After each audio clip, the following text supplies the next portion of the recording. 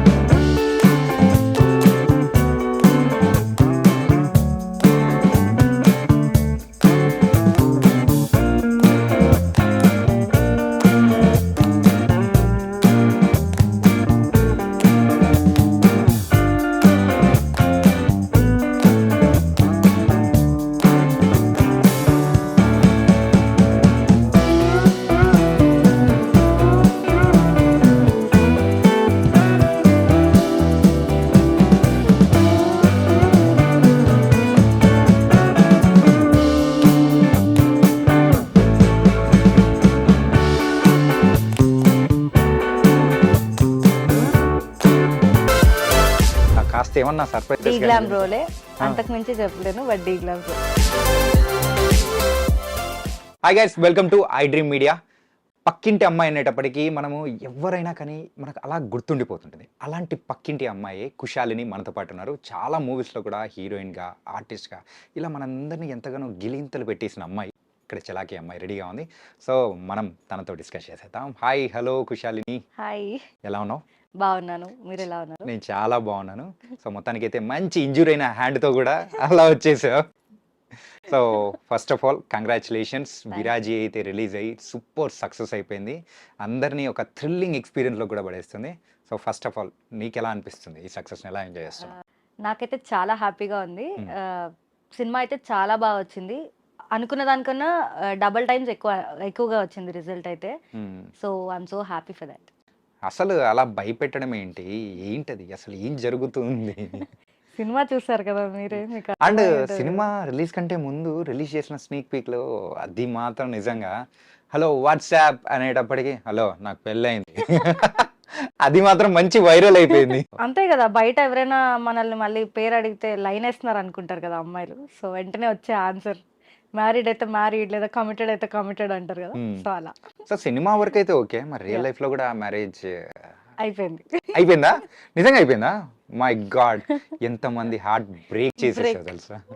Okay, it was unexpected, nice. And me proper కానీ so ఎక్కడి నుంచి సినీ జర్నీ అనేది స్టార్ట్ అయింది అసలు? నాది ప్రాపర్ వైజాగ్ నేటివ్. సో నేను బేసికల్గా డిగ్రీ స్టూడెంట్ని. సో స్టార్టింగ్ అంటే నాకు ఇండస్ట్రీలోకి రావాలని కానీ ఇట్ సైడ్ రావాలనే థాట్ కానీ ఏం లేకుండా అనమాట. ఓకే. సో ఫ్రీ టైంలో టిక్ టాక్స్ చేసుకునేదాన్ని, అక్కడ నుంచి స్టార్ట్ అయింది. సో టిక్ టాక్స్ చేస్తున్నప్పుడు ఒక అసిస్టెంట్ డైరెక్టర్, యాక్చువల్గా ముందు కూడా చాలా ఆఫర్స్ వచ్చాయి కానీ నేను అప్పుడు రిప్లైస్ ఇవ్వలేదు అనమాట వాళ్ళకి ఇన్స్టాలో. సో టిక్ టాక్స్ చూసి చాలా మంది అప్రోచ్ అయ్యారు. అలానే అసిస్టెంట్ డైరెక్టర్ ఒక అతను ఉమామహేశ్వర రూపస్యాకి కాంటాక్ట్ అయ్యారు నన్ను. ఓకే. సో అక్కడ జస్ట్ ఎవరెవరు వస్తున్నారో చూద్దామని వెళ్ళి సెలెక్ట్ అయిపోయి వచ్చేసా. అంటే యాక్ట్ చేయాలని కానీ అసలు ఇంట్రెస్ట్ ఏమీ లేదు, జస్ట్ చూడ్డానికి వెళ్ళా అంతే. ఎవరెవరు వస్తున్నారు, ఫొటోస్ దిగొద్దాం, చూసొద్దామని వెళ్ళా. ఫస్ట్ నేనే వెళ్ళేసరికి మొత్తం ఖాళీగా ఉంది. కేఫ్లో పెట్టారు ఆడిషన్స్, ఖాళీగా ఉంది. ఫస్ట్ పర్సన్ నేనే వెళ్ళి అక్కడ నోట్ చేసుకున్నారు, వాళ్ళు నేమ్ అడిగి నోట్ చేసుకున్నారు. ఆడిషన్ అన్నారు, 500 మెంబర్స్ వచ్చారు.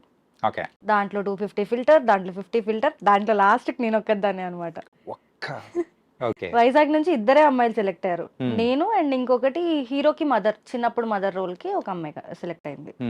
మేమిద్దరమే సెలెక్ట్ అయ్యామన్నమాట. సెలెక్ట్ అయిపోయాం, అంతా బాగానే ఉంది అనుకుంటే ఇంట్లో ఒప్పుకోలేదు. మరి ఎలా చేసావు దాన్ని? ఎలా ఓవర్కమ్ చేసావు? మా ప్రొడ్యూసర్ ఇంకా డైరెక్టర్ ఒప్పించుకున్నారు వెళ్ళి ఇంట్లో కూడా. ఒప్పించుకొని ఇంకా అప్పుడు అరకులో వర్క్ షాప్ చేసి అండ్ దెన్ ఉమామహేశ్వర రూపస్య చేసా. యూజువలీ ఏంటంటే ఒక మిడిల్ క్లాస్ ఫ్యామిలీ కానీ ఇలా నార్మల్గా ఉన్న వాళ్ళు ఎవరైనా కానీ సినిమాల్లోకి వెళ్తున్నాము అని అంటే అది మెయిన్గా ఆడపిల్లల్ని అస్సలు పంపిరు. ఆ రెస్ట్రిక్షన్స్ గానీ, అరే ఎందుకు అవసరమా ఇట్లా అని చెప్పేసి కొన్ని అపోహలు అనేది ఉంటాయి. అవును. సో రియాలిటీలోకి వచ్చేటప్పటికి your acting and you are doing a very successful. మీకెలా అనిపించింది? అంటే వాళ్ళు అనుకున్న అపోహలకు దగ్గరగా ఉన్నట్టు అనిపిస్తుందా? లేతే వేరేలా ఉందా? గుడ్ ఉంటది, బ్యాడ్ ఉంటది. అది ఇండస్ట్రీలోనే కాదు, ఏ ప్రొఫెషన్‌లోనైనా ఉంటది. సో, ఇది ఎందుకంటే కనిపిస్తది కదా! బయటకి అందరికీ కనిపిస్తది. స్క్రీనింగ్ ఎక్కువ ఉంటది కాబట్టి ఆహ్, ప్రైవేట్ లైఫ్ అనేది ఉండదు. ప్రతీదీ పబ్లికే ఉంటది.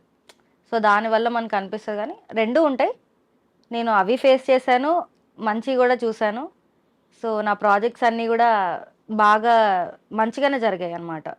ప్రాపర్ టీమ్ ఎక్కడ గూడా నేను ఇన్‌కన్వీనియంట్‌గా ఫీల్ అవ్వలే ఎక్కడ గూడా. హ్మ్. నాకు అనిపియలేదు అట్లా. ఓకే. అలా అనిపిస్తే నేనసలు ప్రాజెక్ట్ చేయను. హుహు. సో, అలా. అండ్ బిఫోర్ 'ఉమామహేశ్వర ఉగ్రరూపస్య' ఆ చేసే టైంలో డైరెక్టర్ గారు అండ్ ప్రొడ్యూసర్ గారు వచ్చి ఒప్పించారు అని చెప్పేసి అని హ్మ్. అన్నారు. హ్మ్. కానీ మిమ్మల్ని పంపించేటప్పుడు మీ పేరెంట్స్ మీకు పర్సనల్‌గా చెప్పింటారు కదా! ఆ! అరే నాన్న జాగ్రత్త ఇది సంథింగ్ అని చెప్పేసి. మెయిన్‌గా ఏం చెప్పి పంపించారు? మీకు ఇప్పుడు గుర్తుండిందా ఏమన్నా? ఆ! అప్పుడు లైక్ అరకు వాళ్ళొచ్చి కార్‌లో డ్రాప్ చేసి ఎళ్ళిపోయారు వర్క్‌షాప్‌కి. So, first time mummy first time అనమాట. నేనెప్పుడు హాస్టల్‌లో ఉండింది లేదు. హ్మ్. ఎప్పుడు లేదట్లా హాస్టల్స్‌లో ఉండి అట్లా. ఎప్పుడు ఇంట్లోనే. హ్మ్. సో, డ్యాడీ అయితే ఒకటే మాట, "నమ్మి ఎళ్తున్నాం. జాగ్రత్త. హెల్త్ జాగ్రత్త ఫస్ట్. నాకు హెల్త్ బాగోదు. ఓకే. సో, హెల్త్ జాగ్రత్త" అని చెప్పి ఎళ్లారంతే. But they have confidence. అంటే ఎక్కడికెళ్ళినా ఒక్కదాన్నే ఎళ్ళిపోతా అనమాట. హుహు.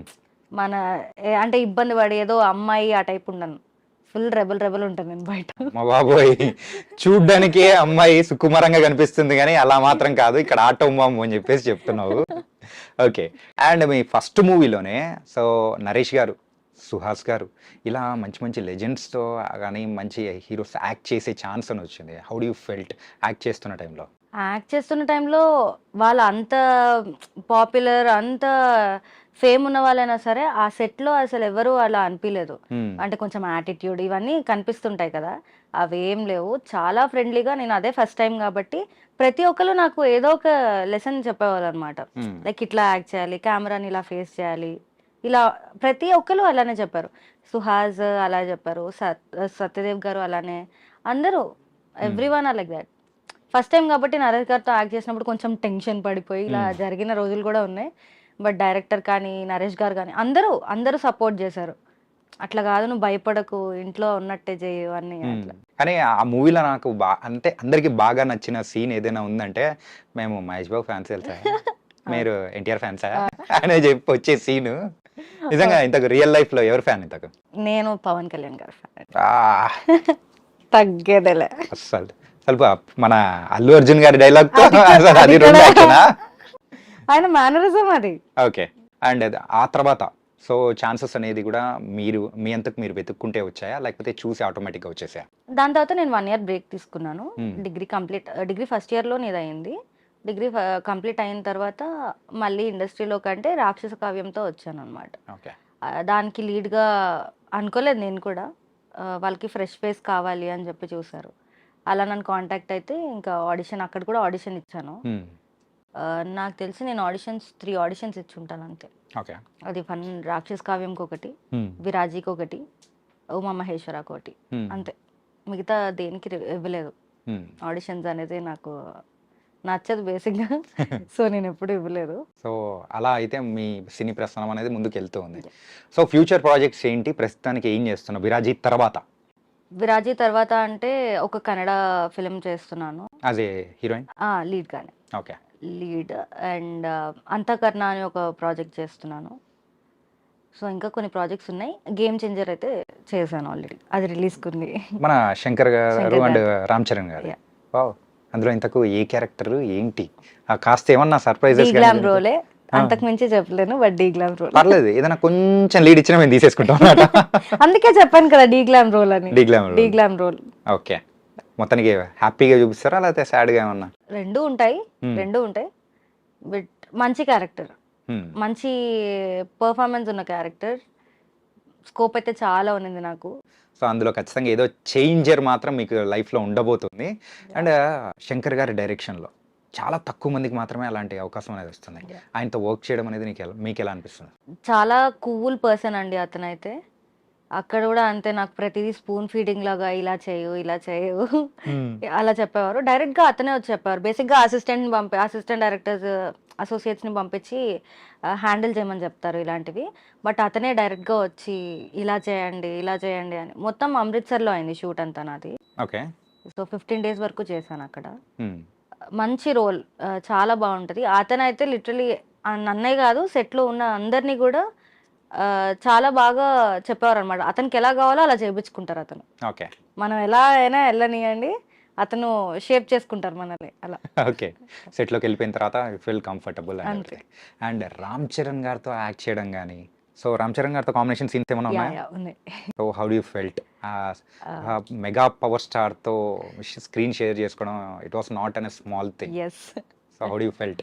ఫస్ట్లీ దానికైతే లిటరలీ నేను నా ప్లెజర్ అనే చెప్పుకుంటా దానికి. Literally I feel very good అనమాట. అంటే లైక్ అతని దగ్గర నుంచి ఒక పాజిటివిటీ వస్తుంది బేసిక్గా. రామ్ చరణ్ గారి దగ్గర నుంచి హీస్ వెరీ కామ్. అక్కడే ఉండి ఆ స్మైల్ చేస్తారు, నీట్ అంటే చాలా డిగ్నిఫైడ్ పర్సన్గా కనిపిస్తారు. So I feel good. అంటే అతనితో వర్క్ చేయడం కూడా I felt very good. It was nice. And మిగతా ఎవరన్నా మరి కైరా అద్వానీ గారు కానీ వీళ్ళతో? తనతో కూడా ఉన్నాయి నాకు సీన్స్, ఆమెతో కూడా షీస్ గుడ్. కానీ అంత ఎక్కువ సీన్స్ తనతో లేదు. సో మిగతా అంతా అయితే సో ఈ విశేషాలన్నీ వింటూ ఉంటే ఏదో పెద్ద రోలే గట్టిగా పట్టినట్టే అనిపిస్తుంది అనమాట. It was nice really. So ఏంటంటే సినిమాస్ అంటేనే ఇంట్రెస్ట్ లేదు, ఏదో సరదాగా వెళ్ళి అలాంటి అమ్మాయి now doing in game changer and it's very nice అనమాట. సో ఇంకా మీ ఫేవరెట్ డైరెక్టర్ అంటే నేను ప్రతి సినిమాలు అంటే అన్ని సినిమాలు చూస్తాను ఆల్మోస్ట్. ఏది బాగుంటే అదే అన్నట్టు. సో అంతే. మనం నేను అలా ఇలా అలా ఏం లేదనమాట. కాన్సెప్ట్ బాగుంది అంటే ప్రైజ్ చేస్తాను, అన్ని సినిమాలు చూస్తాను. ఫేవరెట్ డైరెక్టర్ అంటూ ఏం లేదు, కానీ శేఖర్ కమ్లా గారితో వర్క్ చేయాలనేది అయితే ఉంది. ఏమో గేమ్ చేంజర్ తర్వాత రావచ్చేమో. వచ్చేస్తుందేమో. వస్తుంది ఖచ్చితంగా. అండ్ విరాజీ మూవీలో స్నీక్ పీక్ దాని గురించి కూడా మనం మాట్లాడుకున్నాము. అందులో మాట్లాడుకునేటప్పుడు హే డూడ్ అనేటప్పుడు నమ్మ మ్యారేజ్ అయింది అని. అది సొంత అంటే మీ లైఫ్లో జరిగిన దాని గురించే డైరెక్టర్ గారు అలా పెట్టేశారా, లేకపోతే యూజువల్గా వచ్చిందా? యాక్చువల్గా విరాజీలో నాది మొత్తం క్రేజీ క్యారెక్టర్ ఉంటుంది అనమాట. లైక్ ఐమ్ స్టాండప్ కమీడియన్ వేద. సో ఫుల్ క్రేజీ క్యారెక్టర్ ఉంటుంది అనమాట. సో సినిమా చూస్తుంటే మీకే అర్థమై ఉంటది కదా. క్రేజీగా ఉంటుంది. అండ్ ఇంతకు రియల్ లైఫ్ లో కూడా మ్యారేజ్ అయిందని అన్నారు కదా. సో ఏమన్నా దాని గురించి దాని గురించి నేనేం చెప్పాను. Personal life personal, professional. So both are doing very good. Everything is going good. And so ఇండస్ట్రీలోకి వచ్చి it's been some years, 5-6 years. And కానీ ఇన్ని సంవత్సరాలు అయినా కానీ మీకు ఎక్కడైనా కానీ ఇబ్బంది పడిన సిచ్యువేషన్ కానీ ఎక్కడైనా వచ్చి అనిపించిందా? ఇబ్బంది పడ్డం అంటే ఉన్నాయి సిచ్యువేషన్స్. లైక్ పిలుస్తారు, అంటే వాళ్ళెవరు అని నేను మెన్షన్ చేయలేను.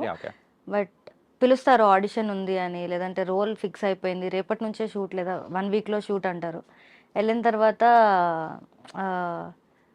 ఏదో ఒక లిటికేషన్ పెడతారు, మళ్ళీ దాని నుంచి నేను మళ్ళీ మిస్లీడ్ అవ్వడం, మళ్ళీ వద్దు అనుకొని మళ్ళీ వచ్చేయడం, ఇట్లాంటివి చాలా జరిగాయి. ఓటీటీస్ కానీ నాకు లీడ్గా వచ్చిన సినిమాస్ కానీ చాలా వరకు నేను అలానే వద్దనుకున్నా. నాకు నచ్చలేదన్నమాట. బేసిక్గా నేను చేసే రోల్స్ అన్ని మీరు చూస్తే ఎక్కడ కూడా నాది నెగిటివ్గా అనిపించదు. ఐ మీన్ నెగిటివ్ అంటే I have my limits. So నేను దాంట్లోనే చేస్తాను అనమాట. ఓకే. ఇబ్బందులు ఫేస్ చేశారు కానీ సో దాని నుంచి కూడా మరి you overcome that. Yes, as I said good ఉంటుంది, బ్యాడ్ ఉంటుంది. సో నేను గుడ్ వే చూస్ చేసుకొని అటు సైడ్ వెళ్తున్నా అంతే. నైస్. చాలా మంది కూడా ఇలా మీలాగనే గుడ్ అండ్ బ్యాడ్ని డిఫరెన్షియేట్ చేసుకొని వెళ్ళారంటే చాలా బాగుంటుంది. అండ్ మీరు ఒకసారి చేసిన ఆ క్యారెక్టర్స్ మొత్తం అబ్జర్వ్ చేసుకుంటూ వెళ్తే అన్నీ ఏంటంటే డీగ్లామర్ రోల్స్ ఎక్కువ ఉన్నాయి. ఈవెన్ రాక్షస కావ్యంలో కూడా స్క్రాచ్, సో వెరీ స్మాల్ స్లమ్లో ఉన్న రోల్ నుంచి చేశారు. అండ్ ఆల్సో మరి ఉమామహేశ్వర ఉగ్రరూపస్యలో కూడా మిడిల్ క్లాస్ ఫ్యామిలీ టైప్లో. ఇలా క్యారెక్టర్స్ ఎందుకు మీకు ఈ టైప్ ఆఫ్ దానిలోనే ఎందుకు వస్తుంది? అండ్ గేమ్ చేంజర్లో కూడా సేమ్ ఆ టైప్ ఆఫ్ క్యారెక్టరే అని అన్నారు, ఎందుకు అలాగా అసలు? అంటే గ్లామరస్గా నేను సెట్ అవుతానో లేదో అనేది నాకు ఎప్పుడు నేను చూసుకోలేదు. సో నా ఫస్ట్ మూవీ ఉమామహేశ్వరకి నేను డీగ్లామే చేశాను కాబట్టి నేను ఆ లుక్లో ఎలా ఉంటాను, నాకు పర్ఫార్మెన్స్ స్కోప్ ఎంతవరకు ఉంటుంది అనేది దాన్ని బట్టి నాకు అర్థమవుతుంది. సో నేను ఇప్పుడు దాకా నాకు చేసిన డీగ్లామ్స్ అన్నీ కూడా పర్ఫార్మెన్స్ ఉన్న క్యారెక్టర్స్ అనమాట. గేమ్ చేంజర్ వరకు కూడా అన్నీ నావి అంతే. విరాజీలో మాత్రమే నేను కొంచెం గ్లామర్గా కనిపించానని అనుకుంటున్నాను. బట్ అది కూడా వర్కౌట్ అయింది. మేబీ నెక్స్ట్ నుంచి అది అలా కూడా చేస్తానేమో. ఎస్. కాకపోతే ఏంటంటే ఒక్కసారిగా డీ గ్లామర్లో చూసిన తర్వాత ఒకసారి ట్రెండీ లుక్లో చూసేటప్పటికి సో ఈ అమ్మాయే కాదా నాకైతే ఒక్క నిమిషం నాకు అలా డౌట్ వచ్చింది. అందరికి చాలా మందికి కూడా అలా అనిపించింది తర్వాత. యాక్చువల్గా నన్ను మూవీలో చూసి బయట చూస్తే నన్ను గుర్తుపట్టరు. జనరల్గా ఇన్ని సినిమాలు చేసినందుకు ఎక్కడో దగ్గర కొంచెం ఫెమిలియర్ ఫేస్ అనిపించాలి కదా. నేను అలా ఉండను అనమాట. ఎవరికి నేను గుర్తురాను. అంటే డీ గ్లామ్లో చూసి ఇక్కడ చూసి మేకప్లో ఒకలా ఉంటా, మేకప్ లేకుండా ఒకలా ఉంటా. సో ఎవరికి నేను తెలియదు అనమాట యూజువల్గా. బట్ నాకు అది చాలా పాజిటివ్గా అనిపిస్తుంది. లైక్ ప్లస్ అవుతుంది నాకు. ప్లస్ అని ఎలా అనుకుంటారు? ఎందుకంటే ఎవరు నన్ను గుర్తుపట్టరు. జనరల్గా వాళ్ళకి ఎలా అనిపించింది అనేది సినిమాకి థియేటర్కి వెళ్తాం. ఇప్పుడు నేను యాక్ట్ చేసిన సినిమానే వెళ్తే డీ గ్లామ్ చేసింది అయితే వాళ్ళు నన్ను గుర్తుపట్టరు. ఓకే. సో వాళ్ళ ఎక్స్ప్రెషన్స్ మనకి ఒరిజినల్ ఎక్స్ప్రెషన్స్ కనిపిస్తాయి. అదే ఇప్పుడు నేను వెళ్ళానంటే నేను ఉన్నానని తెలిసి ఒకలా రియాక్ట్ అవ్వడం అట్లా ఉంటుంది కదా. సో అలా కాకుండా ఎలా ఉంది అనేది తెలుస్తుంది, ఒరిజినాలిటీ తెలుస్తుంది. మీరేం టెన్షన్ పడాల్సిన అవసరం లేదు. మన విరాజీ అయిపోయింది కాబట్టి ఇంక ఇప్పుడు ఎలా ఉన్నా గుర్తుపట్టేస్తారు అనమాట. గేమ్ చేంజర్ తర్వాత ఇంకా ఎక్కువ అయిపోతుంది. అండ్ ప్రసన్నవదనం అని చెప్పేసి మన సుహాస్ గారి మూవీలో కూడా యాక్ట్ చేశారు. అండ్ సుహాస్తో సెకండ్ మూవీ. అవును. So how do you felt? As usual అంటే అంటే నాకు ఎక్కడ అతను నాకు ఏదో ఫ్రెండ్ అన్నట్టే ఉంటది. సో అతనితో చేసినప్పుడు నాకు కొత్తగా అయితే అనిపించదు. ఐ విల్ బి ఎక్సైటెడ్ అంతేగాని అరే ఏంటి ఎలా చేయాలి అలా ఉండదు. అంతేలేండి. ఏంటంటే ఇద్దరు కెరియర్లు అప్రాక్సిమేట్లీ అప్పుడే స్టార్ట్ అవుతున్నాయి కాబట్టి. అండ్ యూజువల్గా విరాజీలో ఒక డిఫరెంట్ ట్రెండీ క్యారెక్టర్ చేశారు. అండ్ యూ యాక్టెడ్ విత్ అనే వరుణ్ సందేశ్ గారు. వరుణ్ సందేశ్ గారు లుక్ కానీ అంతా భయపెట్టే విధంగా థ్రిల్లింగ్ విధంగా ఉన్నది అనమాట. సో అలాంటి ఎక్స్పీరియన్స్ వరుణ్ గారితో యాక్ట్ చేసినప్పుడు how do you felt? He is a cool guy. అలానే ఉంటారు, బయట కూడా అంతే ఉంటారు. అతను చాలా కూల్ గా యో యో అన్నట్టు. ఫస్ట్ ఆ లుక్ చూడగానే నీకేమనిపించింది అసలు? నో లిటరలీ షూటింగ్ లో చూసినప్పుడు ఏంటంటే ఒక పర్సన్ మనం యాక్ట్ చేస్తున్న పర్సన్ కాబట్టి అనిపించింది. బట్ బయట కూడా అతనికి సెట్ అయింది ఆ హెయిర్ స్టైల్. అంటే అది క్యారీ చేయమంటారా? అట్లా క్యారీ చేయమంటే కొడతారు ఇంకా. సో కానీ అతనికి లిటరలీ చాలా బాగుంది ఆ హెయిర్ స్టైల్. అంటే మనలో ఎవరైనా వేసుకుంటే చూడలేరండి మనల్ని. బట్ అతన్ని చూడగలుగుతున్నాం అంటే ఇస్ సో గుడ్ కదా ఆ హెయిర్ స్టైల్ లో.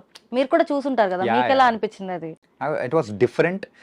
అండ్ ఈ మూవీ రిలీజ్ అయిన అంత మంచి రెస్పాన్స్ వస్తుంటే Varun Sandesh is back with విరాజీ. Actually చాలా హార్డ్ వర్క్ చేశారు. యాక్చువల్గా ప్రమోషన్స్ కి కూడా లైక్ మీరు ముందు చూసుకొని ఉంటే నాకు తెలిసి ఇప్పటి వరకు నేను చేసిన వాళ్ళు అయితే ఎవరు సపోర్ట్ అంత చేసి ఉండరేమో. But he's so good.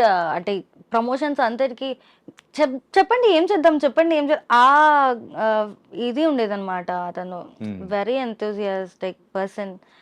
So good he's. నిజంగా కుశాలిని నిజంగా చాలా చక్కగా చెప్పారు. సో మీరు ఎవరితో అయితే యాక్ట్ చేశారో వాళ్ళందరూ కూడా కూల్, సూపర్. అట్లాంటి మంచి టీమ్స్ తో కూడా మీరు వర్క్ చేశారు. So all the best for your future projects. ఇంకా బోల్డ్ అండ్ మంచి మంచి క్యారెక్టర్స్ తో సో మీ ఫేట్ కూడా చేంజ్ అయిపోయేలా ఉండాలని కూడా కోరుకుంటున్నాం. So thank you so much. Oh guys, మరి మన కుశాలిని అయితే బోల్డ్ అండ్ ముచ్చట్లు అనేది కూడా చెప్పేసింది. కేవలము తన ఫ్యూచర్ ప్రాజెక్ట్స్ అండ్ పాస్ట్లో ఉన్న ప్రాజెక్ట్స్, యాక్ట్ చేసిన హీరోస్ కానీ రామ్ చరణ్ గారు, శంకర్ గారు, ఇలా బోల్డ్ ఎంతమంది గారి గురించి కూడా చెప్పేసింది. సో ఇలాంటి ఇంటర్వ్యూస్ మరెన్నో కూడా మన ఐ డ్రీమ్లో వస్తాయి. అంతవరకు take care. This is your Chanakya. See you.